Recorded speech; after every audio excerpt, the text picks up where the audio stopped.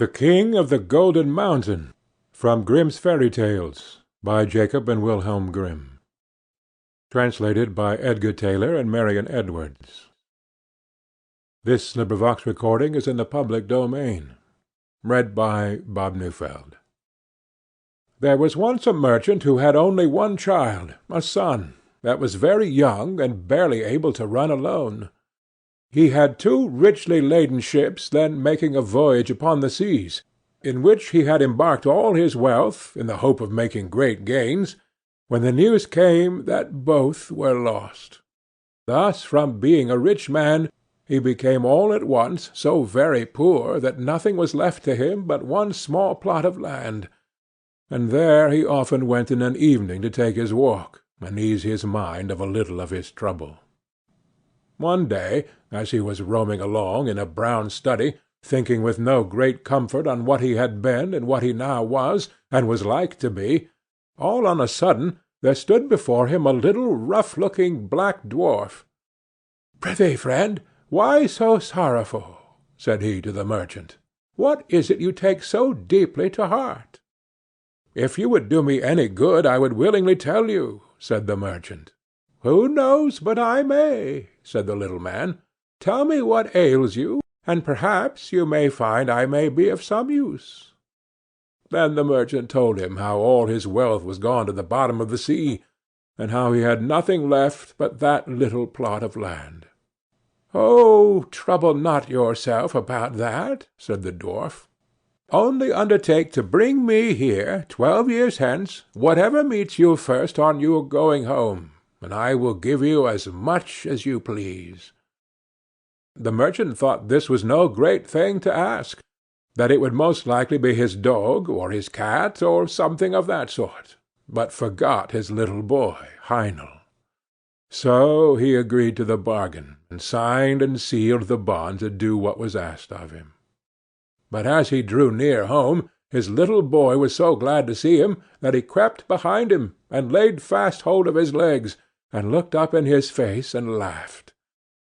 Then the father started, trembling with fear and horror, and saw what it was that he had bound himself to do. But as no gold was come, he made himself easy by thinking that it was only a joke that the dwarf was playing him, and that, at any rate, when the money came, he should see the bearer and would not take it in. About a month afterwards he went upstairs into a lumber-room to look for some old iron, that he might sell it and raise a little money, and there, instead of his iron, he saw a large pile of gold lying on the floor. At the sight of this he was overjoyed, and forgetting all about his son, went into trade again, and became a richer merchant than before. Meanwhile little Heinel grew up, and as the end of the 12 years drew near, the merchant began to call to mind his bond, and became very sad and thoughtful, so that care and sorrow were written upon his face. The boy one day asked what was the matter, but his father would not tell him for some time. At last, however, he said that he had, without knowing it, sold him for gold to a little ugly-looking black dwarf, and that the 12 years were coming round when he must keep his word. Then Heinel said, "Father, give yourself very little trouble about that. I shall be too much for the little man." When the time came, the father and son went out together to the place agreed upon, and the son drew a circle on the ground, and set himself and his father in the middle of it. The little black dwarf soon came, and walked round and round about the circle, but could not find any way to get into it, and he either could not or dared not jump over it. At last the boy said to him, "Have you anything to say to us, my friend, or what do you want?" Now Heinel had found a friend in a good fairy that was fond of him, and had told him what to do, for this fairy knew what good luck was in store for him. "Have you brought me what you said you would?" said the dwarf to the merchant. The old man held his tongue, but Heinel said again, "What do you want here?"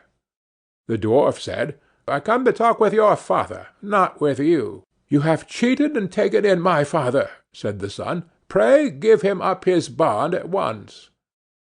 "Fair and softly," said the little old man. "Right is right. I have paid my money, and your father has had it, and spent it, so be so good as to let me have what I paid it for." "You must have my consent to that first," said Heinel, "so please to step in here, and let us talk it over." The old man grinned and showed his teeth, as if he should have been very glad to get into the circle if he could. Then, at last, after a long talk, they came to terms. Heinel agreed that his father must give him up, and that so far the dwarf should have his way. But, on the other hand, the fairy had told Heinel what fortune was in store for him, if he followed his own course, and he did not choose to be given up to his hump-backed friend, who seemed so anxious for his company. So, to make a sort of drawn battle of the matter, it was settled that Heinel should be put into an open boat that lay on the seashore hard by, that the father should push him off with his own hand, and that he should thus be set adrift, and left to the bad or good luck of wind and weather. Then he took leave of his father, and set himself in the boat, but before it got far off, a wave struck it, and it fell with one side low in the water, so the merchant thought that poor Heinel was lost, and went home very sorrowful, while the dwarf went his way, thinking that at any rate he had had his revenge. The boat, however, did not sink, for the good fairy took care of her friend, and soon raised the boat up again, and it went safely on. The young man sat safe within, till at length it ran ashore upon an unknown land. As he jumped upon the shore, he saw before him a beautiful castle, but empty and dreary within, for it was enchanted. "Here," said he to himself, "must I find the prize the good fairy told me of." So he once more searched the whole palace through, till at last he found a white snake lying coiled up on a cushion in one of the chambers. Now, the white snake was an enchanted princess, and she was very glad to see him, and said, "Are you at last come to set me free? 12 long years have I waited for the fairy to bring you hither as she promised, for you alone can save me. This night 12 men will come. Their faces will be black, and they will be dressed in chain armor. They will ask what you do here, but give no answer, and let them do what they will, beat, whip, pinch, prick, or torment you, bear all. Only speak not a word, and at 12 o'clock they must go away. The second night 12 others will come, and the third night 24, who will even cut off your head, but at the 12th hour of that night their power is gone, and I shall be free, and will come and bring you the water of life, and will wash you with it, and bring you back to life and health." And all came to pass as she had said. Heinel bore all, and spoke not a word. And the third night the princess came and fell on his neck and kissed him. Joy and gladness burst forth throughout the castle, the wedding was celebrated, and he was crowned King of the Golden Mountain. They lived together very happily, and the queen had a son. And thus 8 years had passed over their heads, when the king thought of his father, and began to long to see him once again. But the queen was against his going, and said, "I know well what misfortunes will come upon us if you go." However, he gave her no rest till she agreed. At his going away she gave him a wishing ring, and said, "Take this ring and put it on your finger. Whatever you wish it will bring you. Only promise never to make use of it to bring me hence to your father's house." Then he said he would do what she asked, and put the ring on his finger, and wished himself near the town where his father lived. Heinel found himself at the gates in a moment, but the guards would not let him go in, because he was so strangely clad. So he went up to a neighbouring hill, where a shepherd dwelt, and borrowed his old frock, and thus passed unknown into the town. When he came to his father's house, he said he was his son, but the merchant would not believe him, and said he had had but one son, his poor Heinel, who, he knew, was long since dead.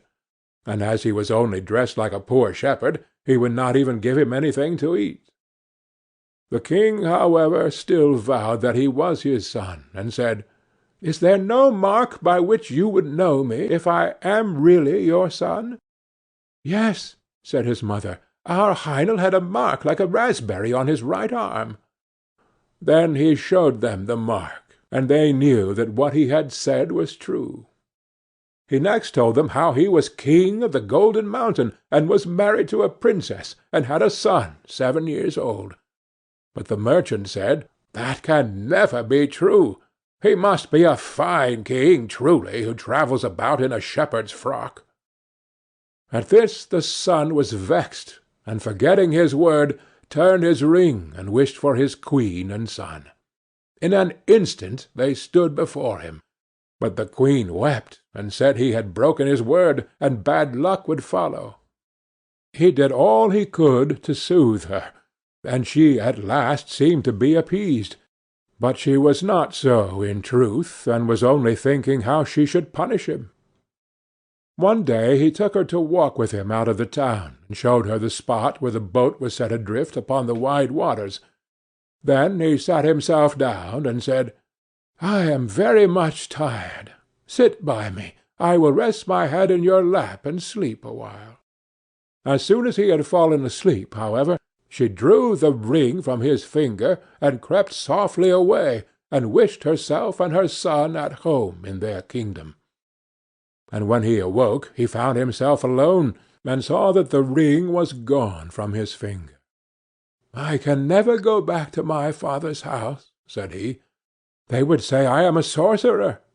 I will journey forth into the world till I come again to my kingdom." So saying, he set out and travelled, till he came to a hill where 3 giants were sharing their father's goods, and as they saw him pass they cried out and said, "Little men have sharp wits. He shall part the goods between us." Now there was a sword that cut off an enemy's head whenever the wearer gave the words, "Heads off," a cloak that made the owner invisible, or gave him any form he pleased, and a pair of boots that carried the wearer wherever he wished. Heinel said they must first let him try these wonderful things, then he might know how to set a value upon them.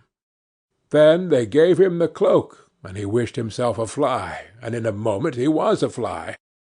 "The cloak is very well," said he. "Now give me the sword." "No," said they, "not unless you undertake not to say 'heads off,' for if you do, we are all dead men." So they gave it to him, charging him to try it on a tree. He next asked for the boots also, and the moment he had all 3 in his power, he wished himself at the Golden Mountain. There he was at once. So the giants were left behind with no goods to share or quarrel about. As Heinel came near his castle, he heard the sound of merry music, and the people around told him that his queen was about to marry another husband. Then he threw his cloak around him, and passed through the castle hall, and placed himself by the side of the queen, where no one saw him. But when anything to eat was put upon her plate, he took it away and ate it himself, and when a glass of wine was handed to her, he took it and drank it, and thus, though they kept on giving her meat and drink, her plate and cup were always empty. Upon this, fear and remorse came over her, and she went into her chamber alone, and sat there weeping, and he followed her there. "Alas!" she said to herself, "was I not once set free? Why then does this enchantment still seem to bind me?" "False and fickle one," said he, "one indeed came who set thee free, and he is now near thee again. But how have you used him? Ought he to have had such a treatment from thee?" Then he went out and sent away the company, and said the wedding was at an end, for that he was come back to the kingdom. But the princes, peers, and great men mocked at him. However, he would enter into no parley with them, but only asked them if they would go in peace or not. Then they turned upon him, and tried to seize him, but he drew his sword. "Heads off!" cried he, and with the word the traitors' heads fell before him, and Heinel was once more king of the Golden Mountain. End of The King of the Golden Mountain.